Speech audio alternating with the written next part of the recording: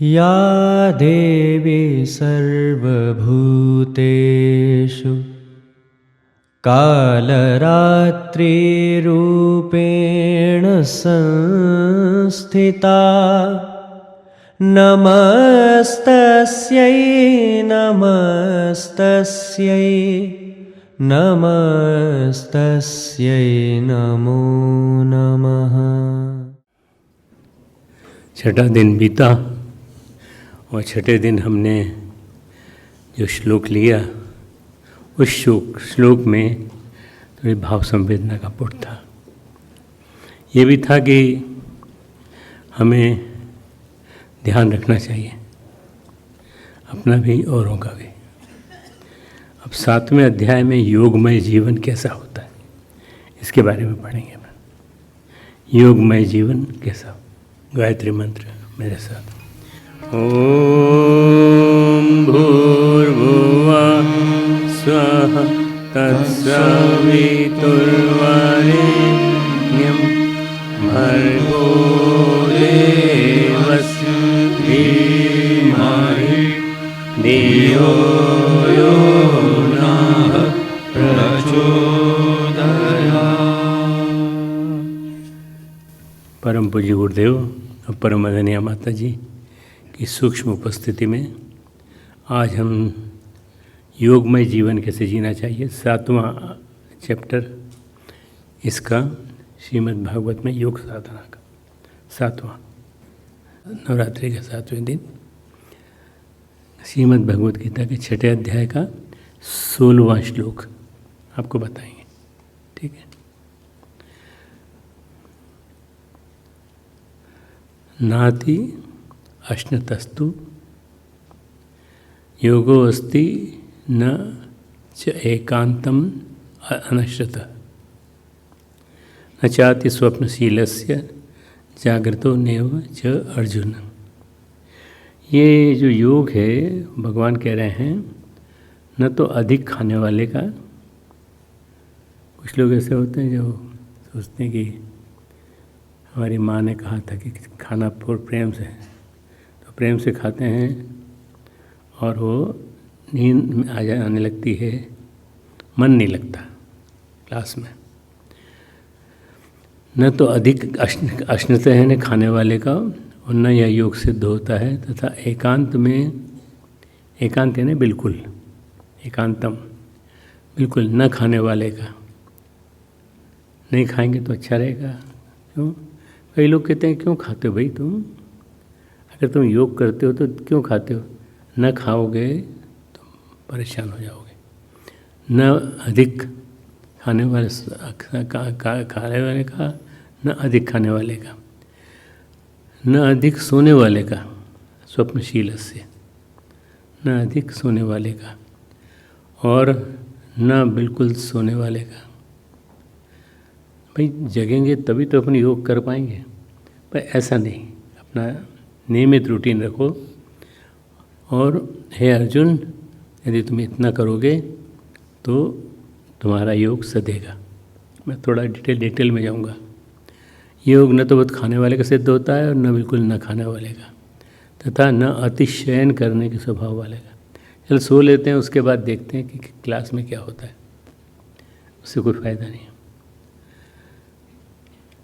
भगवान श्री कृष्ण कहते हैं कि हे अर्जुन, ये योग न तो बहुत खाने वाले का होता है और न बिल्कुल न खाने वाले का, न बहुत अधिक सोने वाले का, न जागते रहने वाले का। अति भोजन और नहीं भोजन, अतिशयन और नहीं शयन, ये दोनों योग की योग्य नहीं है। किसी भी योगी को इन सब चीज़ों से दूर रहना चाहिए, अतिवाद से बचना चाहिए। भगवान बात करते हैं भोजन और शयन में संतुलन की। भोजन और शयन हमारे जीवन को संतुलित और संतुलित करते हैं। हमारे जीवन में दो ही क्रम ऐसे हैं जो नियमित रूप से हम करते हैं, भोजन और शयन। भोजन और शयन का हमारे जीवन क्रम में, हमारी जीवनचर्या में बहुत गहरा संबंध है। हमारी दिनचर्या, हमारी रात्रिचर्या, दिनचर्या सुबह से लेकर शाम तक, रात्रिचर्या रात से लेकर सुबह तक हमारी होगी या नहीं, हम योगाभ्यास कर पाएंगे या नहीं, इसी पे भगवान श्री कृष्ण का जोर है। ना अति अश्नत अस्तु। अति माने ज़्यादा, ज़्यादा खाओगे।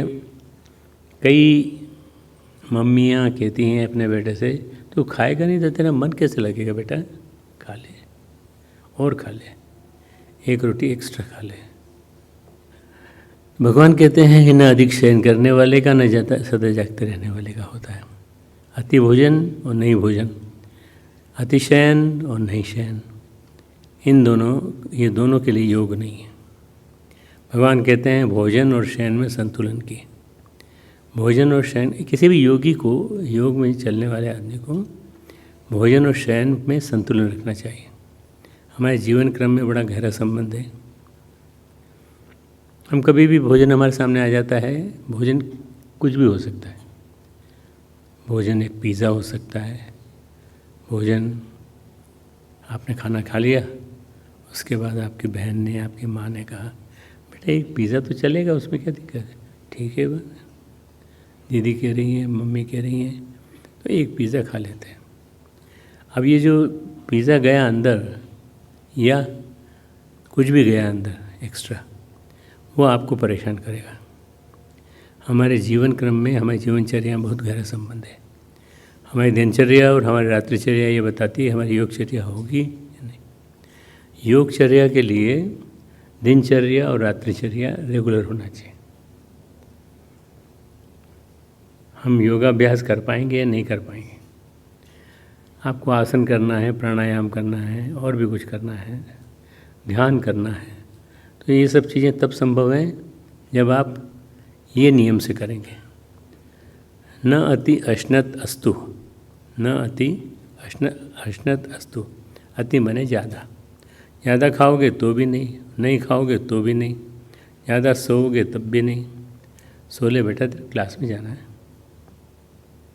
बेटे ने बाकायदा, बाकी आज्ञा तो नहीं मानता था, ये आज्ञा मान ली। अब सो लिया बहुत, तो नहीं सोओगे तब नहीं। भोजन और शयन प्राणी मात्र की, हर किसी की जीवनचर्या है।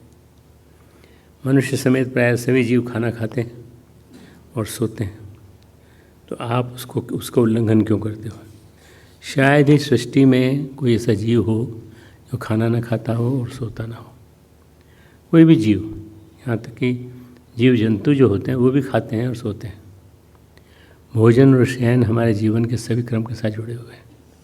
इनका संतुलन, ये ऐसे तत्व हैं कि हम चाहे तो इनका संतुलन बना सकते हैं, चाहे तो ढीला ढाला कर सकते हैं।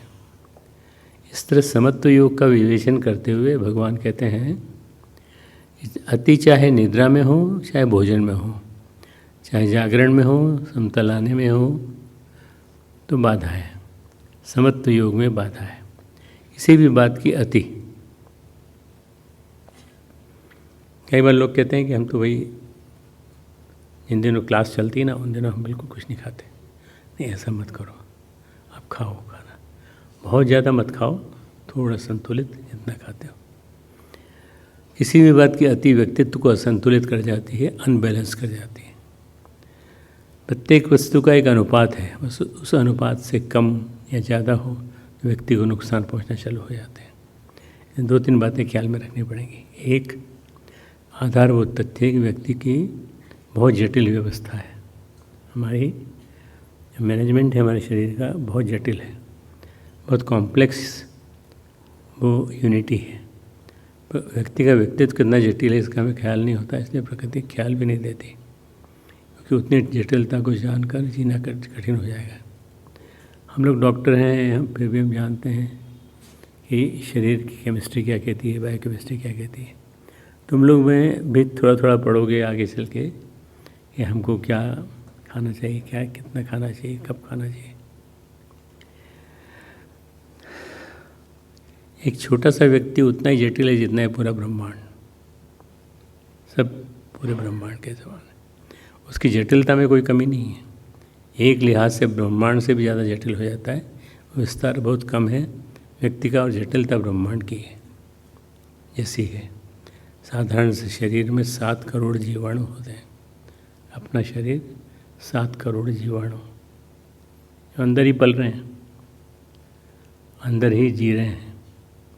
7 करोड़ जीव कोशों की एक बड़ी बस्ती है, आप खुद चलते फिरते, उनको आप लेके चलते हैं। ये सांख्य ने, योग ने आपको जो नाम दिया है वह दिया पुरुष। योग ने जो नाम दिया है आपको पुरुष। पुरुष का मतलब ये नहीं होता आदमी ओनली, सब, आप भी पुरुष, ये भी पुरुष। अगर ये पुरुष है तो ये भी पुरुष है, सब पुरुष हैं। ऐसा मत मानना कि मैं तुम्हारे साथ पक्षपात कर रहा हूँ। एक बार मैंने शायद पुरुष के ऊपर व्याख्या की थी कि पुरुष जो है वो है जिसको भगवान ने भेजा है यहाँ, चाहे पुरुष, चाहे वो नर हो चाहे नारी हो। जितना ये पूरा ब्रह्मांड है उस हिसाब से, एक लिहाज से ब्रह्मांड से भी ज़्यादा जटिल हो जाता है, क्योंकि विस्तार बहुत कम है व्यक्ति का। जटिलता ब्रह्मांड की है। एक साधारण से शरीर में 7 करोड़ जीवाणु निवास कर रहे हैं। जीवाणु बहुत छोटे छोटे होते हैं, चिंता करने की जरूरत नहीं है। कहाँ है बताना, आप कहाँ हैं, कैसे बताऊँ मैं तुमको? तुम लोग डिसेक्शन को परमिट करोगे मेरे? मैं नहीं कर पाऊँगा। क्यों? क्योंकि मेरी तुम्हारे प्रति करुणा है और मैं नहीं कर पाऊँगा। पर कभी जब मौका लगे तुमको, या ऑपरेशन हो या कुछ हो, तो इस बात का ध्यान रखना कि जीवाणुओं को नुकसान ना पहुँचे। ठीक है? 7 करोड़ जीव कोशों की एक बड़ी बस्ती है यहाँ। सांख्य ने जो नाम दिया पुरुष, एक बहुत बड़ी पुरी के बीच में आप रहते हैं, एक बड़े नगर के बीच। आप खुद एक बड़े नगर हैं, उस नगर के मालिक हैं। इसके बीच आप जो हैं उसको पुरुष कहा गया है। इसलिए कहा है कि आप छोटी मोटी घटना नहीं है, एक महानगरी आपके भीतर जी रही है। महानगरी जी रही है हमारे अंदर। सारा के सारा जो व्यवस्था का जंजाल है, इस व्यवस्था में एक संगीत है, एक लयबद्धता है, एक तानता है, एक हारमोनी है। अगर न हो तो आप जो है व्यक्ति उसके बिना भीतर प्रवेश नहीं कर पाएंगे। अगर ये पूरा के पूरा जो पुर है, जो महानगरी है शरीर की, मन की, ये अव्यवस्थित हो, कैओटिक हो, अराजकता से भरी हो, तो ये व्यक्ति उसके भीतर प्रवेश भी नहीं कर पाएगा। ये जो हमारा चेहरा है, इसमें हमारी आँखें हैं 2, नाक है, दांत है, दांत से लेके इन सब में जीवाणुओं का निवास है। इसके भीतर प्रवेश के लिए ज़रूरी है कि पूरा नगर संगीतबद्ध, लयबद्ध हो, मौन, प्रफुल्लित, आनंदित हो, तो इसमें भीतर आसानी से प्रवेश कर पाएंगे, मतलब प्राण जो है प्रवेश करेंगे। अन्यथा बहुत छोटी चीज़ आपको बाहर अटका देगी। शायद तुमने देखा होगा कि छोटी सी घटना घटी, वही घटना आपको डॉक्टर के पास पहुंचा देती है।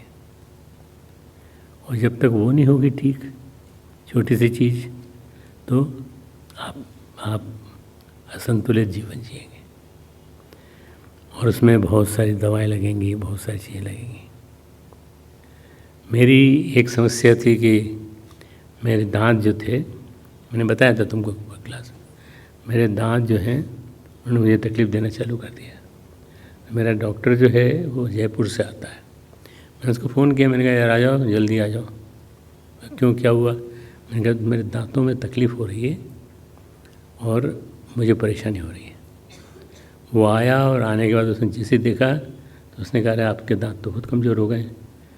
चिमटा बुलाया उसने, मैं बहुत लेमन वर्ड में बोल रहा हूँ, और उसने निकाल के बाहर कर दिया। मेरे दांत सब नीचे के। मैंने कहा ये क्या किया आपने, इसको क्यों निकाले? बोले ये दांत खराब हो चुके हैं, मैं नए लगाऊंगा। फिर उसने नाप लिया, उसका नाप ले करके उसने एक आदमी को दिल्ली भेजा। दिल्ली से वो तीसरे दिन आया और तब तक मुझे बहुत दिक्कत थी। ये जो नीचे के दांत दिखते हैं तुमको, ये सब नए लगे हैं। क्यों सब नए क्यों लगवाए आपने? पुराने बुरे थे क्या? नहीं, पुराने बुरे नहीं थे, पुरानों में कीड़े लगे हुए थे और परेशान कर रहे थे मुझे। उन्होंने ठीक कर दिया। अब मैं बिल्कुल ठीक हूँ, स्वस्थ हूँ। अब तो मुझे आज्ञा दीजिए, मैं मुनस्यारी जाना चाहता हूँ। जाओ जाओ, बिल्कुल जाओ, बिल्कुल जाओ, कि तुम्हारी ज़रूरत नहीं पड़ेगी। व्यक्ति के शरीर में कभी भी कोई दुर्घटना हो तो चेतना उस दुर्घटना में उलझी रहेगी। इमरजेंसी, तात्कालिक ज़रूरत है उसकी, आपातकालीन ज़रूरत है, सारे शरीर को भूल जाएगी। जहाँ पीड़ा है वहाँ आके बैठ जाएगी, हमारा ध्यान भी उसी में अटक जाएगा। मेरे करीब करीब 15 ऑपरेशन हो चुके हैं, तो मैंने बहुत झेला है, बहुत झेला है। और चूँकि मैं जानता हूँ, मैंने मेडिसिन में एमडी करने के पहले पूरा की पूरी एनाटॉमी पढ़ी, फिजियोलॉजी पढ़ी, सब पढ़ा। सब पढ़ने के बाद मुझे पता चला कि ये जो मेरी ये तकलीफ़ हुई है, ये तकलीफ़ हुई है, इस वजह से हुई है। छोटा सा कांटा पैर में गड़ जाए अगर आपके, तो सारी चेतना आपकी कांटे की तरफ दौड़ने लगेगी। छोटा सा कांटा, बड़ी ताकत उसकी नहीं है, लेकिन छोटे से कांटे की बहुत छोटी सी नोक भी आपके भीतर सैकड़ों जीव के कोशों की पीड़ा डालता है। ढेरों जीव कोश चले आते हैं वहाँ, तब चेतना उस तरफ दौड़ने लगती है। शरीर का कोई भी हिस्सा का जरा सा भी रुकने, चेतना का अंतर्गमन कठिन हो जाएगा। ठीक से समझे तो हम ऐसे कह सकते हैं, स्वास्थ्य का अर्थ ही होता है कि आपकी चेतना को शरीर में कहीं भी अटकने की ज़रूरत न पड़े। स्वास्थ्य की परिभाषा बहुत अच्छी परिभाषा, बहुत अच्छी परिभाषा है। स्वास्थ्य का अर्थ है आपकी चेतना शरीर में कहीं भी अटकने का विचार ही न करें। ऐसा हम अपना स्वास्थ्य रखेंगे। व्यक्ति को अपने सिर का तभी पता चलता है जब सिर में भार हो, पीड़ा हो, दर्द हो, तब पता नहीं चलता। लोग प्रायः बिना सिर के जीते हैं जब तक उनको सिर दर्द ना हो। जब तक उनको सिर में दर्द नहीं हो तब तक बिना सिर के जीते हैं। अगर ठीक से समझे तो हेडेक ही हेड है। Headache is head. जैसे ही हेडेक होने लगा आपको पता चला वास्तव में ये है। लोग प्राय बिना सिर के जीते हैं जब तक उन्हें सिर में दर्द ना हो। ठीक से समझें तो उसके बिना एहसास ही नहीं होता सिर के होने का। आपने कभी सिर को महत्व ही नहीं दिया। जिस दिन सिर को महत्व दोगे उस दिन आपको हेडेक की बात समझ में आएगी। सिर दर्द हो तो ही पता चलता है कि हमारा सिर भी है। पेट में तकलीफ़ हो तो पेट का पता चलता है, हाथ में पीड़ा हो तो हाथ का पता चलता है। और पेट में तकलीफ़ हो तो ये पता चलता है कि हम ज़्यादा नहीं खाएं, कभी हम ज़्यादा न खाएं। नहीं साहब, आप तो गलत कह रहे हैं, हम तो कम खाते हैं तो भी दर्द होता है। कम कितना खाते हो बताओ, कितना कम खाते हो?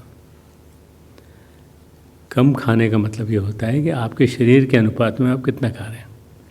आपका शरीर पूर्ण स्वस्थ है, आपको शरीर का पता नहीं चलता, आप विदेह हो जाते हैं। विदेह, आपको देह का स्मरण रखने की ज़रूरत नहीं रह जाती।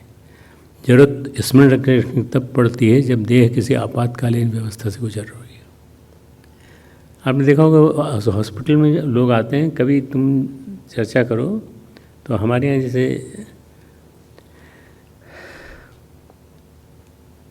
हॉस्पिटल जैसा एक तंत्र बना हुआ है, वहाँ जाके तुम देखो, लोगों से पूछो क्या तकलीफ़ थी आपको जो आप यहाँ आए। पेट में दर्द। क्या दर्द था? पेट में दर्द था, होने लगा। कल खाना खाया था, थोड़ी सी एक रोटी ज़्यादा खा ली थी, इसलिए हो गया। कारण पता चल गया, बस। डॉक्टर भी यही पता लगाता है। ज़्यादा आहार लेते सारी चेतना पेट की तरफ दौड़ जाती है। प्राय भोजन के बाद नींद आने लगती है। भोजन के बाद क्लास करो तो तुम लोग भोजन करके आए हो ना, नींद तो नहीं आती? आती है? किसने बोला? यहाँ आए हो तो यहाँ तो नहीं आएगी, परंतु चेतना भोजन की वजह से खींच लेती है वहाँ से। ज़्यादा भोजन ले लिया तो ज़्यादा नींद मालूम होगी। पेट को इतनी चेतना की ज़रूरत है कि अब मस्तिष्क काम नहीं कर सकता। भोजन के बाद मस्तिष्क का कोई भी काम कठिन है। अगर आप ज़बरदस्ती करें तो पेट को पचने में तकलीफ पड़ जाएगी। उसकी चेतना जितनी पचाने के लिए ज़रूरी है, पेट को उपलब्ध नहीं होती। अगर अति भोजन किया तो चेतना पेट की तरफ जाएगी, और अगर कम भोजन किया या भूखे रहे तो भी चेतना पेट की तरफ जाएगी। तो तुम में से कोई ऐसा तो नहीं है जिसने भोजन नहीं किया हो और यहाँ आ गया हो? मैं अभी भेजूंगा तुमको भोजन के लिए। नहीं किया? नहीं किया भोजन? व्रत। हाँ हाँ, बोलो बोलो। हाथ ऊंचा किया, बोलो। नहीं किया? क्या मजबूरी थी? अभी क्लास के बाद मेरे साथ चलना, मैं वहाँ शांति कुंज में जी के सामने भोजन करा दूँगा।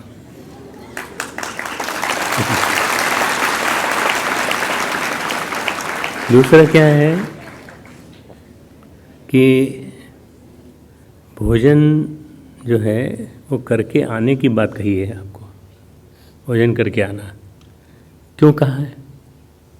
इसलिए कि मन जो है सीधा पेट की तरफ न जाके सीधा यहाँ आ जाए।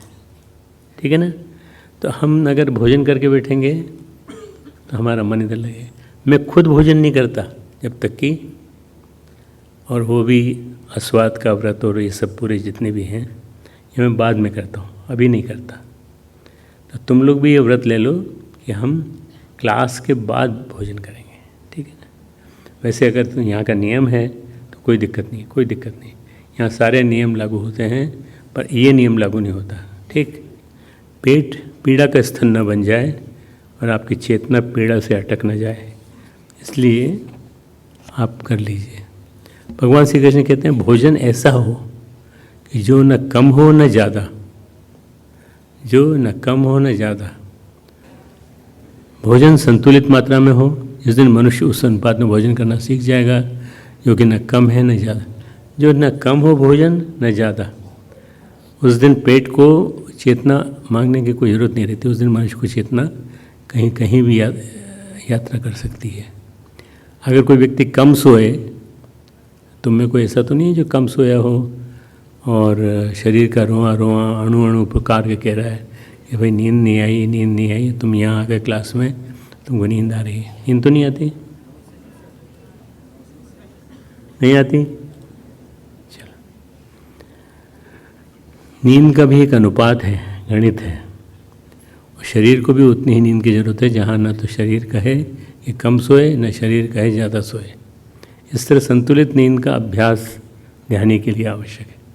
भगवान श्री कृष्ण एक बहुत वैज्ञानिक तथ्य की बात कर रहे हैं। ये क्या है कि बच्चों की नींद अलग है, पिताजी की नींद अलग है। पिताजी ये रियलाइज़ नहीं करते कि जल्दी नहीं उठना चाहिए, इतनी जल्दी 5 बजे, 4 बजे, 3 बजे, 2 बजे, इतनी जल्दी नहीं उठना चाहिए। माँ के पेट में बच्चा 9 महीने तक रहता है, 24 घंटे सोता है, जरा भी नहीं जागता। शरीर भी निर्मित हो रहा है ना, अंदर शरीर बन रहा है, तो उसको बनने दो पूरा। बच्चे को का जगना खतरनाक है। बच्चे की 24 घंटे निद्रा रहती है। इतना प्रकृति भीतर काम कर रही है कि अच्छे बच्चे की चेतना भी उसमें बाधा बन जाएगी, उसे बिल्कुल बेहोश रखती है। डॉक्टरों ने तो बहुत बाद में ऑपरेशन करने के लिए बेहोशी एनेस्थीसिया खोजा। प्रकृति सदा से एनेस्थीसिया का प्रयोग कर रही है। प्रकृति सुला देती है, सो जा, बोलती नहीं है, सो जाओ। और सोने के साथ साथ पूरा ध्यान रखोगे तुम किस सत्ता से जुड़े हो। किसी बच्चे को कम सोने दिया, ज़बरदस्ती उठा लिया, उसकी प्रतिक्रिया वो किसी दिन ज़्यादा सोने का बदला लेगा, तब उसके सब अनुपात असंतुलित हो जाएंगे। अगर बच्चे को जगाने में, उसे कम सोने देने में परिवार के लोग जीत गए तो कम सोने वाला बच्चा जीत जाएगा, और अगर सोने के मामले में बच्चा जीत गया तो ज़्यादा सोने वाला बन जाएगा। लेकिन अनुपात सही रखो। अगर माँ बाप बलशाली हुए, पुराने ढांचे ढर्रे के हुए, तो उसकी नींद भी कम करा देंगे। बच्चा नए ढंग का, नई पीढ़ी का हुआ। अच्छे लोग, अच्छे विद्यार्थी जो तुम्हारी क्लास में पढ़ते हैं, वो देखो कितनी जल्दी उठ जाते हैं। आप क्यों उनका उदाहरण दे रहे हो, अच्छे विद्यार्थियों का? इसलिए कि वो उनकी तुलना में जल्दी उठे। परंतु आप भी तो सोचिए कि हमारे लिए कितना ज़रूरी है, कितना समय हमारे लिए ज़रूरी है। वृद्ध व्यक्ति की जब मौत करीब आने लगती है तो उसे 3-4 घंटे से ज़्यादा की नींद नहीं आती। जब नींद मौत करीब आने लगती है 3-4 घंटे से ज़्यादा की नींद नहीं आती। इसका मतलब तो ये नहीं कि वो जा कर के सबको उठा दे, चलो चलो भी उठो। उसके शरीर का निर्माण नहीं हो रहा है। अब यही है कारण है कि उसके शरीर में अब कोई निर्मित ही नहीं हो रही है। शरीर विसर्जित होने की तैयारी कर रहा है। नींद की कोई ज़रूरत नहीं है। नींद निर्माणकारी तत्व है। उसकी ज़रूरत तभी तक है जब तक शरीर में कुछ नया बनता है। जब शरीर में सब नया बनना बंद हो जाएगा तो बूढ़े बाबा जी को नींद न आना बंद हो जाएगी। वह सिर्फ विश्राम करता है, वह थकान है। बच्चे ही सोते हैं ठीक से या बूढ़ा, बच्चे सोते हैं ठीक से या बूढ़ा सोता है, क्योंकि अब मौत करीब आ रही है। अब शरीर को कोई नया निर्माण नहीं करना है, इसलिए वो सो जाते हैं। 6 साल 6-7 साल 5-6 साल 4-5 साल में ही उठ जाते हैं वो। और आप जाके उपदेश दो, दादाजी हम तो उठ गए, आप क्यों नहीं उठे? दादाजी कहेंगे बेटा हमको बुढ़ापे में नींद कम आती है। फिर वो आपको उपदेश दें, उसके बजाय आप ही उनको उपदेश देना चालू करिए। भोजन के समय में भी ऐसा है, बचपन से ही बच्चों को कितना भोजन चाहिए ये बच्चे की प्रकृति हम तय नहीं कर सकते। यह माँ अपने आग्रह से निर्णय लेती है कितना भोजन बच्चों को कराना है। बच्चे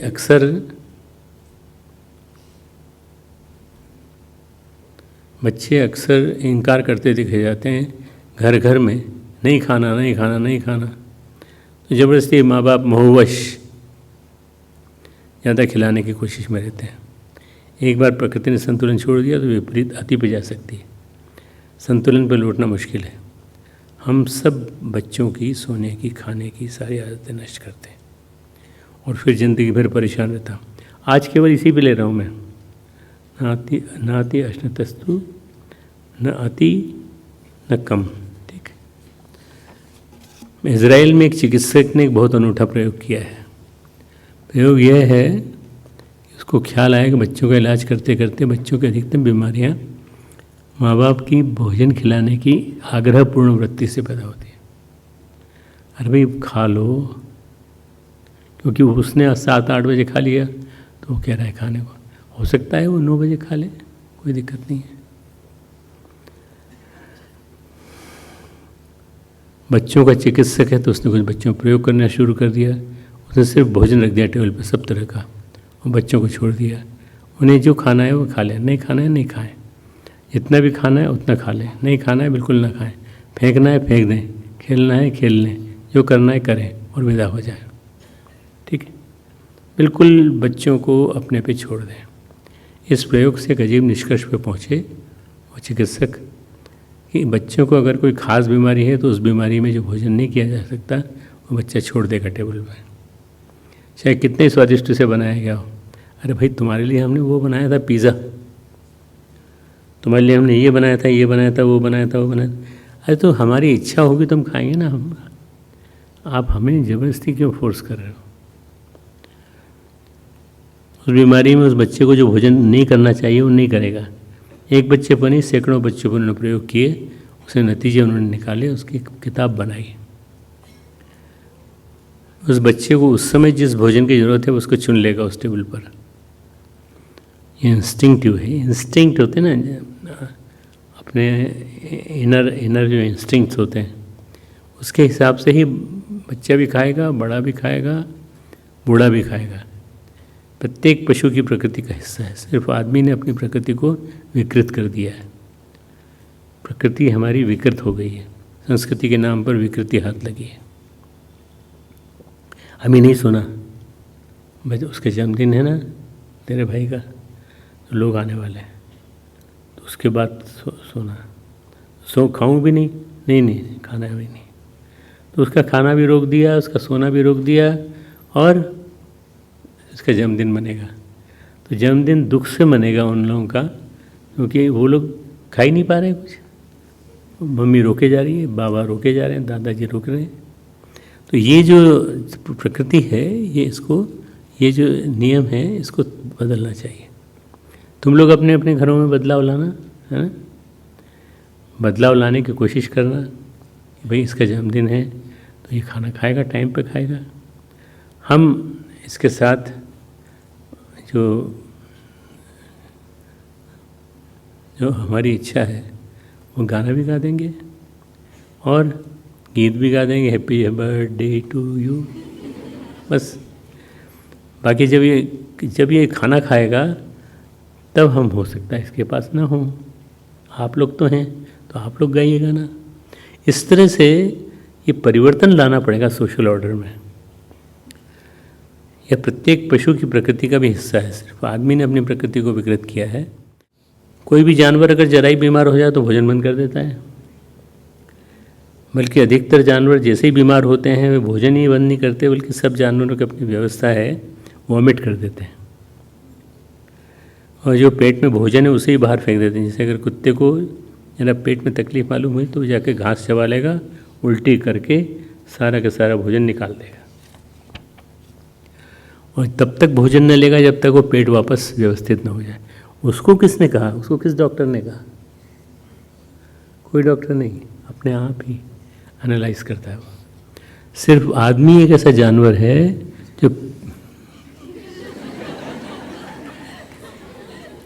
जो प्रकृति की कोई आवाज़ नहीं सुनता।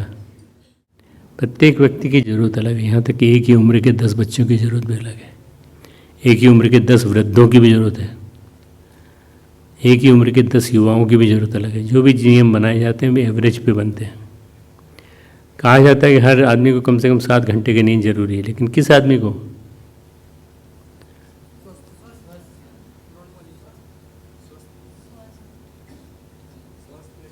स्वस्थ व्यक्ति, पूर्णतः स्वस्थ व्यक्ति। ये किसी आदमी के लिए नहीं कहा गया है। सारी दुनिया के आदमियों की अगर हम संख्या गिन लें, सारे आदमियों को नींद के घंटे गिन के उसमें भाग दें तो 7 आता है। 7 एवरेज है।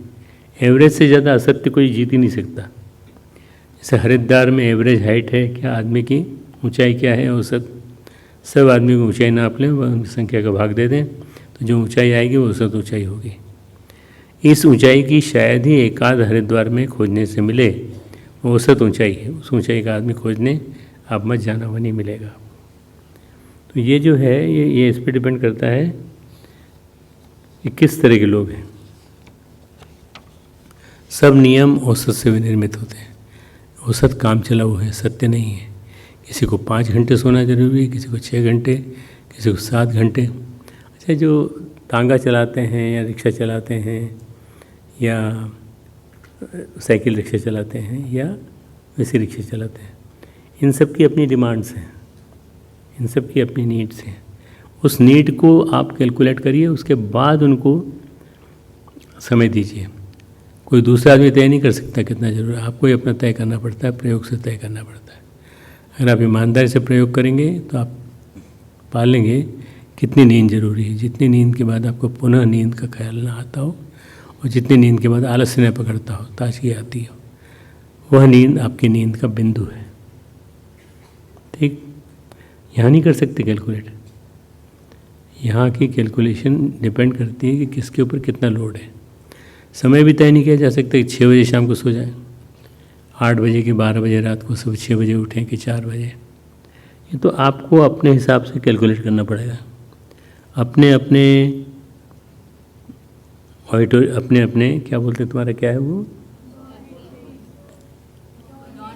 डॉर्मेट्री में कैलकुलेट करो कि हमारी डॉर्मेट्री के हिसाब से किसको क्या नींद चाहिए। एक बार तुम ये प्रयोग करके देखो। मैं किसी क्लास में पूछूंगा तुमसे कि तुमने क्या कैलकुलेट किया। भिन्न भिन्न जरूरत के अनुसार प्रत्येक व्यक्ति को अपने लिए खुद ही सारे नियम तय करना चाहिए। इससे फायदे ही बहुत होंगे। भगवान श्री कृष्ण कह रहे हैं, न अति निद्रा न अति जागरण। यह हर व्यक्ति अपने लिए खोज ले उसके लिए कितनी नींद आवश्यक है। यह अनुपात भी हमेशा एक जैसा नहीं रहेगा, बल्कि दिन प्रतिदिन बदलता रहेगा। देखा जाए तो मनुष्य में शरीर में सारी बीमारियां, तकलीफ़ें और परेशानियां 35 साल के बाद शुरू होती हैं। इसलिए तुमको कोई अधिकार नहीं है बीमार होने का। तुम तो 35 साल के नहीं हो, 35 साल से नीचे हो सब ना, तुमको अधिकार नहीं है बीमार होने का। छोटी बड़ी बीमारियां हैं, सीजनल चल सकती हैं, कब चल सकता है वॉमिटिंग चल सकती है और भी कुछ चल सकता है, पर भगवान श्री कृष्ण कह रहे हैं कि जो ज़रूरत है उतना ही बीमार हो बस। मनुष्य शरीर में सारी बीमारियां, तकलीफ़ें, परेशानियां 35 साल के बाद शुरू होती हैं। अगर साधारण स्वस्थ आदमी है तो 35 साल के बाद उपद्रव का कुल कारण यह नहीं कि आपकी उम्र बढ़ रही है, उपद्रव शुरू हो रहे हैं, बल्कि उपद्रव का कुल कारण इतना है कि आपकी सब आदतें 35 साल के पहले के आदमी की हैं। उन्हीं आदतों को आप 35 साल के बाद भी जारी रखना चाहते हैं, जबकि सब ज़रूरतें बदल गई हैं। ज़रूरत बदल जाती है 30-35 साल के बाद, ज़रूरतें बदल जाती हैं। मैंने अपनी ज़रूरतों को उम्र के हिसाब से बदल दिया। मैं 74 साल का हूँ, तो 74 साल की उम्र में मुझे क्या 40 साल की उम्र के हिसाब से जीना चाहिए? मुझे अपनी उम्र के हिसाब से जीना चाहिए। और अगर कुछ और ज़्यादा हो चिंतन में गड़बड़ी तो थोड़ा और सही कर लें। आप उतना ही खाते हैं जितना 35 साल पहले खाते थे, लेकिन अब उतना बिल्कुल नहीं खाया जा सकता, क्योंकि शरीर को अब उतने भोजन की ज़रूरत नहीं है।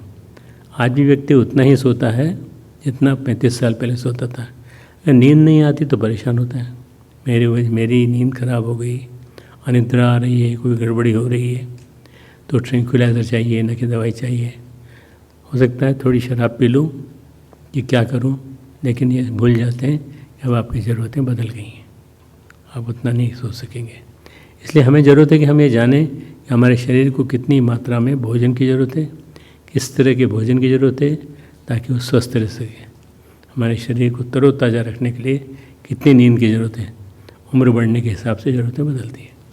जैसे जैसे उम्र बढ़ती है वैसे हमारी ज़रूरतें बदलती हैं, सोने के लिए भी, खाने के लिए भी, और जो भी विश्राम आप करते हैं, दिन में करते हैं, रात को करते हैं, उसके लिए भी। हम खुद ये निर्धारित कर सकते हैं ज़रूरत से ज़्यादा ना तो हम भोजन करें, नहीं नींद लें, ज़रूरत से कम भी ना।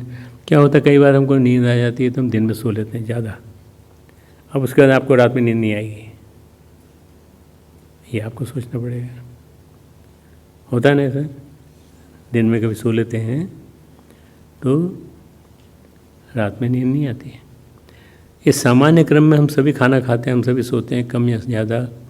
कई बार ऐसे उदाहरण सामने आते हैं जैसे जैन साधुओं में बहुत दिनों तक खाना नहीं खाते। कुछ लोग होते हैं जो सोने में अटपटे रहते हैं, रात में सोते हैं, दिन में सोते हैं। अब कई लोगों का धंधा ही ऐसा है कि उनको रात में काम करना पड़ता है। कुछ लोग होते हैं सोने में अटपटे रहते हैं। भगवान कहते हैं उनके लिए योग नहीं है। तय तब तो हो सकता है, जैसे हम देख रहे हैं तब करने वाले बहुत दिनों तक खाना नहीं खाते, बहुत दिनों तक सोते नहीं हैं, तब तो संभव है। तपश्चर्या तो संभव है, कष्ट उठाना संभव है, लेकिन योग संभव नहीं है। हम कई बार देखते हैं तपश्चर्या काल में ऐसे लोगों की जीवनचर्या गड़बड़ा जाती है। जैसे किसने बहुत दिनों तक खाना नहीं खाया, 2 लोगों का जिक्र आता है हमारे सामने उदाहरण का। एक भगवान महावीर और तीर्थंकर महावीर, और दूसरे बुद्ध अपने तप के काल में कहते हैं 12.5 की वर्ष की तपश्चर्या में मात्र 300 दिन भोजन किया उन्होंने। 12 साल में 300 दिन, यानी 1 दिन के बराबर, 1 साल के बराबर। 12.5 साल में बहुत दिन होते हैं।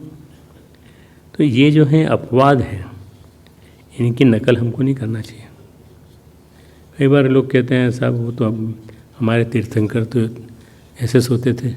तो तुम तीर्थंकर नहीं हो भाई, तुम सामान्य व्यक्ति हो, सामान्य व्यक्ति की तरह रहो। 12.5 साल में केवल 300 दिन भोजन किया, बहुत कष्ट के साथ तपस्या किया। दूसरा उदाहरण रामायण में राम कथा में देखते हैं, लक्ष्मण जी के बारे में कहते हैं कि मेघनाथ को वरदान था जो 12 वर्षों तक भोजन अन्न ग्रहण नहीं करेगा, जो 12 वर्षों तक सोएगा नहीं, जो 12 वर्षों तक स्त्री से दूर रहेगा, वही मेघनाथ को मार सकेगा। और 12 साल जो थे, 2 साल तो संघर्ष करने में बीत गए थे, लड़ाई करने में बीत गए थे, पर 12 साल उन्होंने, लक्ष्मण ने भगवान की रक्षा के लिए ड्यूटी दी, और ड्यूटी के साथ साथ जगे पूरा, बिल्कुल कभी नहीं सोए। चाहे रामायण पढ़ लो, रामचरितमानस पढ़ लो, सब में लिखा हुआ है मेघनाथ को मरना था तो प्रकृति ने लक्ष्मण को तैयार किया। लक्ष्मण जी वनवास काल में राम जी के साथ रहे तो फल फूल खा लेते थे, इधर उधर अन्न नहीं खाते थे, सोते तो बिल्कुल भी नहीं थे, राज चक्कर को पहरा देते थे, दिन में सेवा करते थे। कोई ये ना कहे कि साहब मैं भी लक्ष्मण की तरह से तपस्वी हूँ, मैं करना चाहता हूँ। भाई किस किस राक्षस से लड़ोगे, आखिर किस लिए करना चाहते हो? तुम तो आराम से खाओ, आराम से सो, और उसका भी एक समय मर्यादा रखो। चित्रकूट धाम में कामतगिरी जगह है, भगवान श्री राम रहे थे। थोड़ी दूर पे लक्ष्मण टेकरी है, वो लक्ष्मण टेकरी लक्ष्मण जी की है, वहाँ से वो पहरा देते थे। तपश्चर्या तो संभव है लेकिन योग नहीं। अर्जुन का खुद का नाम भी गुडाकेश था। गुडाकेश का मतलब क्या होता है, कोई बता सकता है? किसने बोला? अच्छा, मैं सोच रहा था स्टूडेंट्स में से कोई बोलेगा। नहीं, निद्रा पे विजय प्राप्त करने वाला, वो सही बोला था उन्होंने, निद्रा पे विजय प्राप्त करने वाला। ये ना इनके लिए होता है, क्वेश्चन जितने होते हैं ना सब बच्चों के लिए, तुम्हें जवाब देने की जरूरत नहीं बीच में।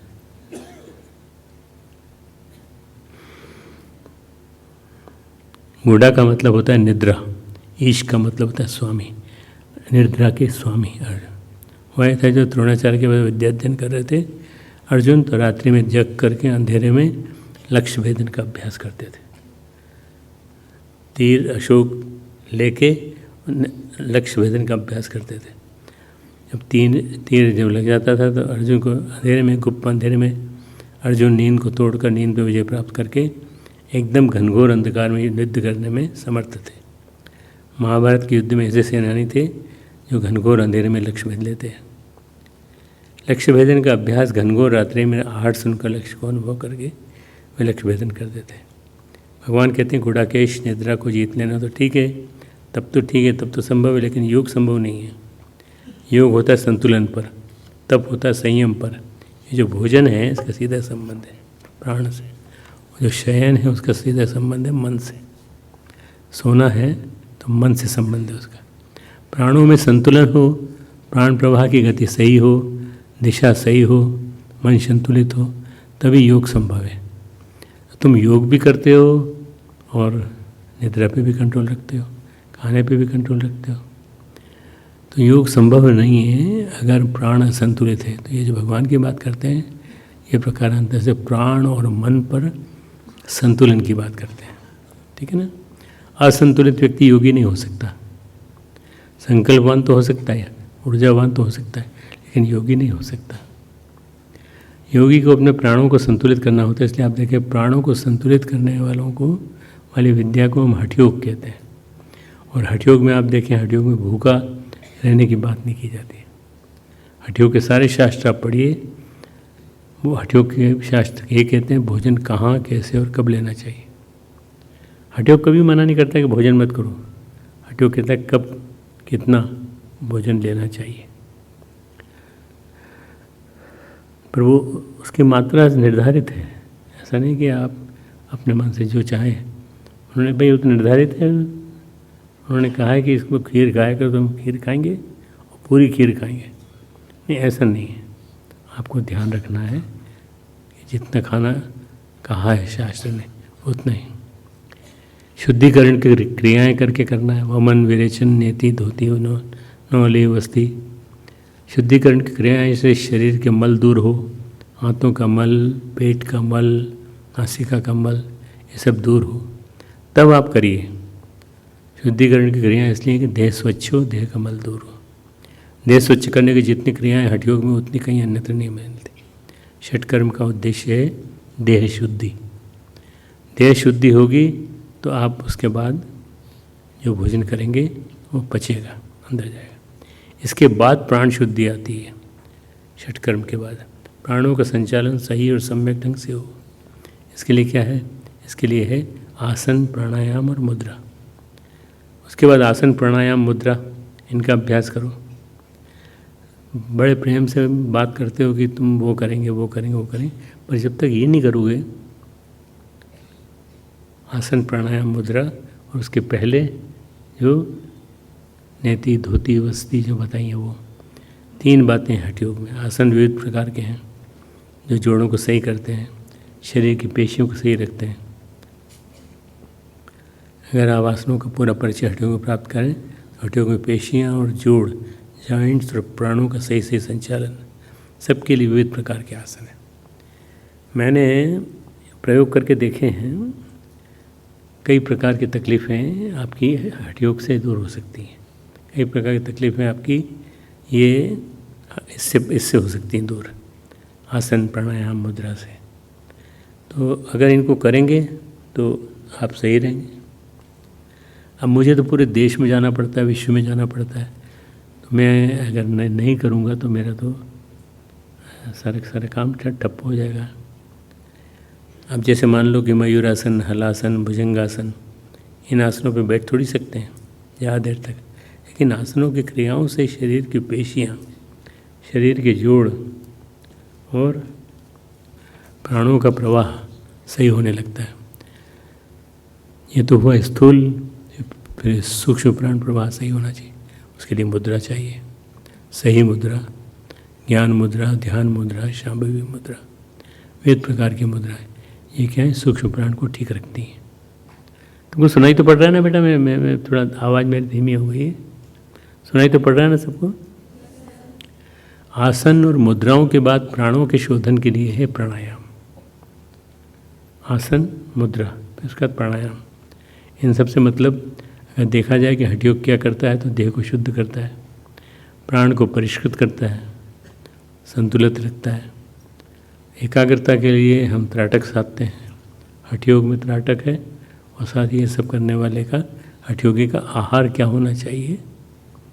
बार बार हठ योग के शास्त्रों में लिखा है योगी को पौष्टिक आहार लेना चाहिए।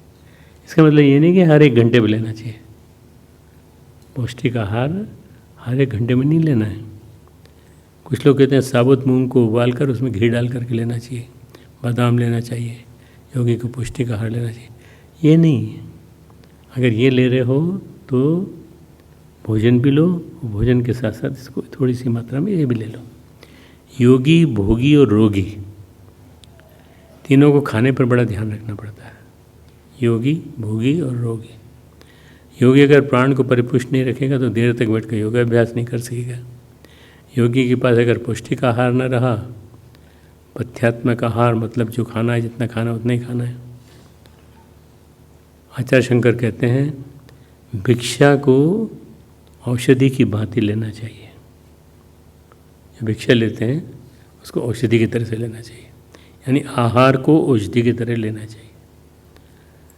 ये नहीं कभी खा लिया कभी नहीं खाया, जैसे औषधि में लिखते हैं DS, OD, BDA, TDS, तो इसी तरह से आपको भी करना चाहिए।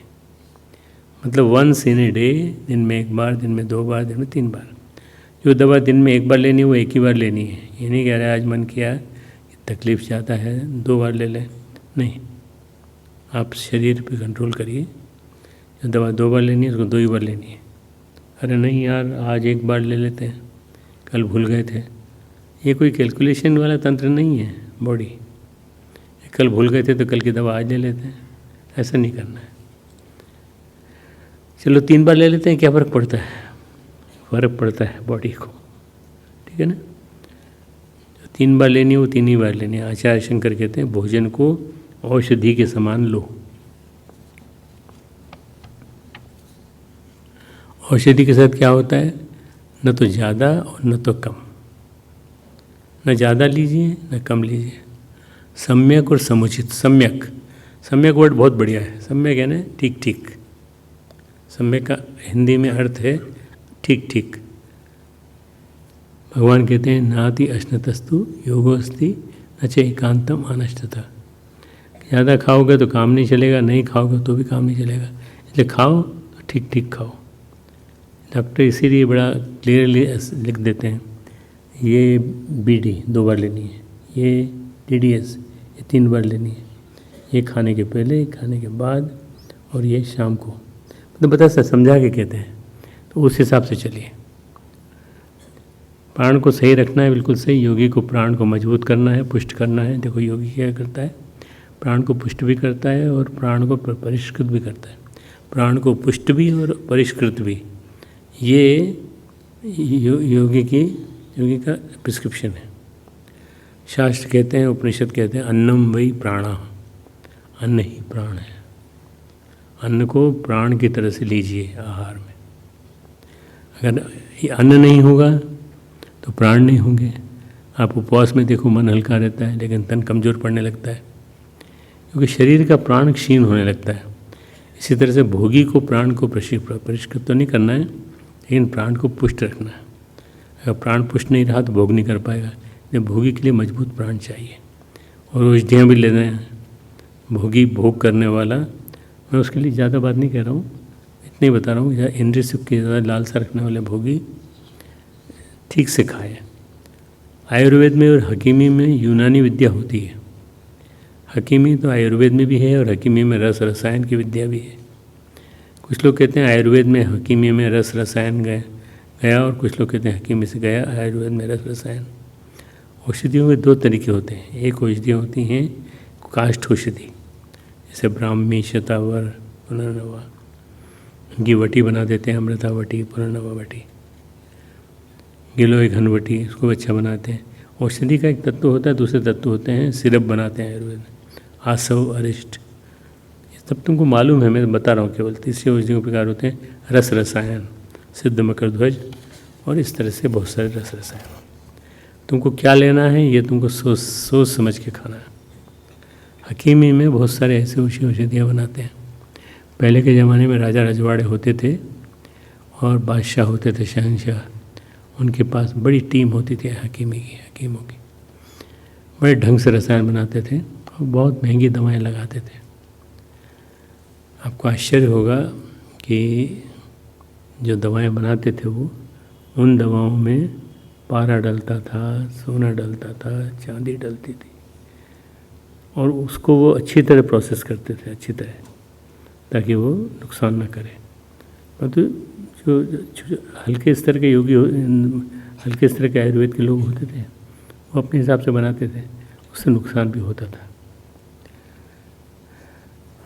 अश्वशक्ति, हॉर्स पावर वाली जो औषधियाँ देती हैं वो भी लोग खाते थे। योगी के लिए प्राण पुष्ट चाहिए और प्राण परिष्कृत चाहिए। इसी तरह भोगी के लिए प्राण पुष्ट चाहिए। हमें भोगी से मतलब नहीं है, हम तो ये कह रहे हैं हर व्यक्ति को योगी होना चाहिए, ठीक है ना। रोगी के लिए दुर्बल प्राण को सबल बनाने वाला आहार चाहिए। रोगी के लिए दुर्बल प्राण को सबल बनाने वाला आहार चाहिए। इसलिए रोगी का प्राण है दुर्बल, तो दुर्बल प्राण को कैसे मजबूत किया जाए। खाना नहीं पचता है, टाइफाइड हो गया था, हाथों में सूजन है, तो मूंग की दाल खिलाओ। नहीं भाई, हम तो अब कुछ खाएंगे मीठा, तो क्या होता है, ये बस मीठे के चक्कर में अल्सर हो जाता है, एसिड हो जाता है। दूध रोटी खाओ, नहीं, ये कोई खाना है, नहीं खाएंगे। आहार पर बहुत ज़्यादा ध्यान इन तीनों के लिए ज़रूरी होता है। रोगी के लिए, योगी के लिए, रोगी के लिए, भोगी के लिए। क्योंकि प्राण मजबूत नहीं हुआ तो जीवन शिथिल हो जाएगा। इसके लिए प्राण बहुत चाहिए। भूखे रहने से काम नहीं चलेगा, बहुत भरपेट खा लो तो भी काम नहीं चलेगा। देखो आपके हाथ में है, संतुलन आपके हाथ में। आपकी मम्मी ने बहुत सारा खाना बना के रखा है, क्यों, अरे वहाँ रह के आइए ना, हमने यूनिवर्सिटी में, तो वहाँ उसको खाना कमज़ोर मिलता था, इसलिए खाना बनाया हमने। तो तुम उस खाने में मत जाना, तुम अपने संतुलन को देखना कि संतुलन क्या है, संतुलन के हिसाब से क्या खाना चाहिए। तुम खुद देखना अपने आप को। यहाँ भी बहुत सारी किताबें हैं, उन किताबों को पढ़ना, उसके हिसाब से। आहार का सीधा संबंध निद्रा से है। आप उपवास के दिन खाना ना खाओ तो नींद ही नहीं आती है, पेट खाली खाली होता है, बहुत अजीब सी बेचैनी होती है, और बहुत खा लो तब भी बेचैनी होती है। आज बोले कि डकार बहुत आ रही है, आज खाना नहीं पचा पेट में, अब कई आती है कि उल्टी कर दे। खाना बड़ा सम्यक, सही, संतुलित होना चाहिए। चिकित्सक क्या कहते हैं, ज़्यादातर रोगों को शुरुआत में, ज़्यादातर रोगों की शुरुआत पेट से होती है। उदर यानी पेट, पेट से होती है। जैसे मान लो भोजन नहीं है, पेट में एसिडिटी बन रही है, तो खाली पेट केवल जलन नहीं पैदा करेगा पेट में, बल्कि इसे सीने में घुटन पैदा होगी। कमर दर्द होगा, सिर दर्द की शिकायत, गैस की शिकायत होती है। मुझे बहुत ज़्यादा गैस की शिकायत होती है, मैं ऐसे इतना ज़्यादा गुस्सा आता है मेरे को उस पर, अरे गैस यहाँ कहाँ पहुँच गई भाई, थोड़ा सा और ज़रा खाओ तो और ऊपर चली जाएगी, और थोड़ा सा और करो व्यायाम वगैरह तो ऊपर चली जाएगी, ऊपर चली जाएगी। ऐसे ऐसे कार्टून आते हैं, लोग बाग पढ़े लिखे लोग जो अपनी शिकायत बताते हैं तो गलत गलत तरह शिकायत। मैं भी चिकित्सक हूँ, और चिकित्सक होने के नाते मैंने ही बहुत दिन चिकित्सक का रोल प्ले किया, तो मैंने भी ऐसे लोगों को देखा है। पर अब क्या करें, ऐसे लोग हैं जिनको तकलीफ़ होती है, गैस बनती है, घुटने में चली जाती है। मैंने कहा थोड़ा घुटने में जाने का तुमने कैसे अंदाज़ देखा कि घुटने में आ जाती है, थोड़ा और कोशिश करो ऊपर आ जाएगी। क्या करें, इनको समझाना बड़ा मुश्किल है। ये प्राण का संतुलन न होने के कारण है, न तो बहुत तीखा, न बहुत मीठा, न बहुत मिर्च मसाले वाला, न कुछ टेढ़ा मेढ़ा, बड़ा ही सरल सीधा सात्विक आहार। देखो मैंने 2-3 बार लोगों को बताया कि भाई देखो तुम सात्विक आहार किया करो। प्राण का संतुलन बिगड़ता है अतामसिक आहार से, टेढ़ा मेढ़ा आहार नहीं, बहुत मिर्च मसाले वाला नहीं, सही आहार, सम्यक आहार। 2 बार खाते हैं, 2 बार बस। ये जो 2 बार का संतुलन हमने बनाया है, ये इतना बढ़िया बनाया है कि इसको आप खाने का नियम बना लें तो बहुत बढ़िया है। एक बार सवेरे, एक बार शाम को। आप क्या बात करते हैं, हमको तो 3-4 बार ज़रूरत पड़ती है खाने की। मैं क्या करूँ, आपको ठीक नहीं कर सकता। 3 बार के आहार में आयुर्वेद में शास्त्र कहते हैं, हकीमी कहती है, योगी के लिए आहार बताया जाता है, वही खाना आपको खाना है। भोगी के लिए वैद्य बताता है कि महाराज आप बादाम का हलवा खाया करो। बादाम मिलते हैं बाज़ार में, हाँ आपको नहीं मालूम, हम लेते आएंगे आपके लिए, वो बोलते हैं। बादाम पीस कर खाओ, कहते हैं घी, इसमें बड़ा प्राण होता है। रोगी के लिए डॉक्टर वैद्य कहते हैं भाई आप ये सब नहीं खाते हैं, इसलिए खाने की शुरुआत मूंग की दाल और रोटी से करो, आपका पेट ठीक हो जाएगा, फिर आगे खाना। वो कहते हैं बड़ा अजीब डॉक्टर है, ये कहता है पहले मूंग की दाल से रोटी की शुरुआत करो। निद्रा की बात की जाए तो निद्रा की बड़ी महिमा बताई गई है। या देवी सर्वभूतेषु निद्रा रूपेण संस्थिता, नमस्तस्यै नमस्तस्यै नमस्तस्यै नमो नमः। निद्रा की देवी के रूप में स्तुति की गई, निद्रा देवी। अब प्रसन्न हो जाए तो मुश्किल हो जाती है। शास्त्रों में, वेदों में रात्रि सूक्त की चर्चा मिलती है, रात्रि को देवी माना गया। रात्रि की स्तुति की गई है, निद्रा की स्तुति की गई। निद्रा रूठे नहीं, अपने बच्चों को नींद लाने के लिए कितनी लोरियाँ गाई जाती हैं। कुछ लोग सपने देखने लगते हैं, कुछ लोग चुक के उठते हैं, कुछ की नींद उछट जाती है। नींद उछटने का मतलब क्या है, प्राण असंतुलित हो रहा है। विशेष रूप से बच्चों के साथ ये बहुत प्रॉब्लम होती है। इसलिए आचार्य शंकर कहते हैं निद्रा समाधि स्थिति, निद्रा में समाधि की स्थिति होती है, लेकिन ये सबके लिए नहीं होती। जिसकी दिनचर्या सम्यक संतुलित उसी की होती है। जो सही से खाना खाता है, सही ढंग से खाना खाता है, इसके अंदर विचार है, विवेक है और ईश्वर भक्ति है। विचार, विवेक और ईश्वर भक्ति, तो उसको निश्चित रूप से नींद अच्छी आएगी। 2 चीज़ें हैं और, जीवनी शक्ति और भावना शक्ति। जीवनी शक्ति होती है जो आपकी प्रतिरोधक क्षमता को, शरीर को स्वस्थ बनाए रखती है, आपके प्राण को परिष्कृत बनाए रखती है। ज्योतिषशास्त्र कहता है 9 ग्रह होता है, 9 ग्रह में 3 ग्रह शनि, राहु, केतु, ये जीवनी शक्ति के ग्रह हैं। शनि, राहु और केतु ये जीवनी शक्ति के ग्रह हैं। जीवनी शक्ति को बलवान रखते हैं और प्राण को दुर्बल रखते हैं, ये प्राण को दुर्बल रखते हैं। ज्योतिषशास्त्र कहता है बृहस्पति, शुक्र और मंगल आपकी भावनाओं को ठीक रखता है, हृदय को संतुलित रखता है। फिर आपका सूर्य और आपका चंद्रमा और आपका बुध आपके विचारों को ठीक रखता है। मैं बोल तो रहा हूँ तो ये सब किताब में आ जाएगा। तो प्राण परिष्कृत होंगे, पुष्ट होंगे, ऊर्ध्वगामी होंगे। भगवान कहते हैं कि नहीं भाई, न अत्यश्नतस्ति योगोस्ति न च एकांतम अनश्नता, अचाति स्वप्नशीलस्य जागृतो नैव जागृत।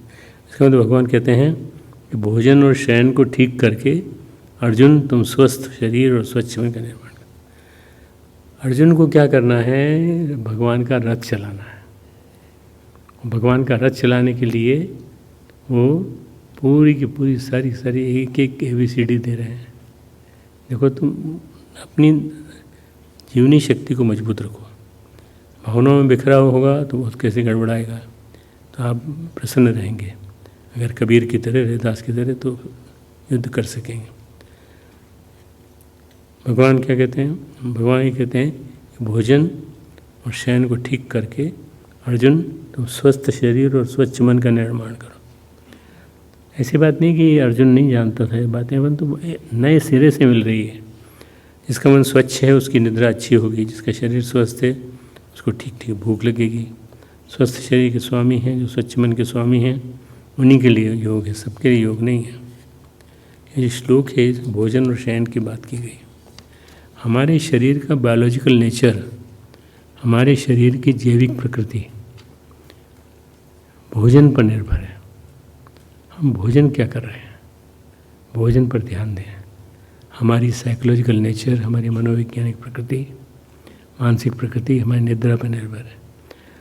निद्रा और भोजन ये हमारे रोज़मर्रा के दिन को निर्धारित करते हैं। जो साइकोलॉजी जानते हैं वो एक बार देखेंगे, किसी भी मनोरोगी की नींद संतुलित नहीं होती। बार बार वो कहते हैं, डॉक्टर के पास जाते हैं, कहते हैं नींद नहीं आती ठीक से। शरीर हम स्वस्थ बनाएंगे और मन बनाएंगे स्वच्छ। जिनके पास शरीर है स्वस्थ, स्वच्छ मन है, उन्हीं के लिए ध्यान योग है, उन्हीं के लिए योग साधना है, उन्हीं के जीवन के योगमय होने की संभावना है। ठीक, बस आज की बात इतनी।